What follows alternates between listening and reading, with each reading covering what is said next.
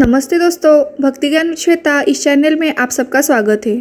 तो दोस्तों, आज हम जानेंगे कौन थे हनुमान जी और उनका जन्म कैसे हुआ। श्री राम भक्त हनुमान की शक्तियाँ और चमत्कारों के बारे में कई किस्से और कहानियाँ मौजूद है, लेकिन क्या आप जानते हैं कि अंजनी पुत्र हनुमान का जन्म कैसे हुआ था?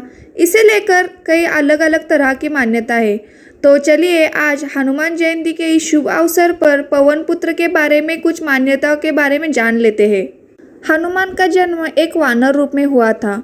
इनकी मां अंजनी एक अप्सरा थी, जिन्होंने एक श्राप की वजह से पृथ्वी पर वानर के रूप में जन्म लिया था।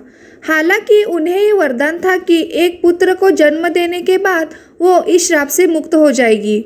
वाल्मीकि रामायण के मुताबिक हनुमान के पिता केसरी बृहस्पति पुत्र थे, जो स्वयं राम की सेना के साथ मिलकर रावण के खिलाफ लड़े थे। अंजना और केसरी ने पुत्र प्राप्ति के लिए भगवान शिव की तपस्या की थी। इनकी तपस्या से प्रसन्न होकर भगवान शिव ने इन्हें पुत्र का वरदान दिया था। एक अन्य कहानी के अनुसार हनुमान भी शिव जी के अवतार ही थे।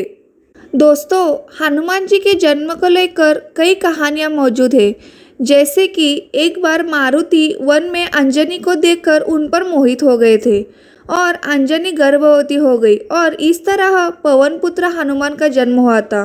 एक दूसरी मान्यता ये भी है कि वायु ने अंजनी के कान के रास्ते शरीर में प्रवेश किया और वो गर्भवती हो गई। दोस्तों, एक कहानी ऐसी भी है कि एक बार अयोध्या के राजा दशरथ अपनी पत्नियों के साथ पुत्रेष्टि हवन कर रहे थे। यह हवन पुत्र प्राप्ति के लिए था, जहाँ पर हवन समाप्ति के बाद गुरुदेव ने प्रसाद की खीर तीनों रानियों में थोड़ी थोड़ी बांट दी थी। खीर का एक भाग एक कौवा अपने साथ एक जगह ले गया, जहाँ पर अंजनी माँ तपस्या कर रही थी। यह सब भगवान शिव और वायुदेव की इच्छा के अनुसार ही हो रहा था।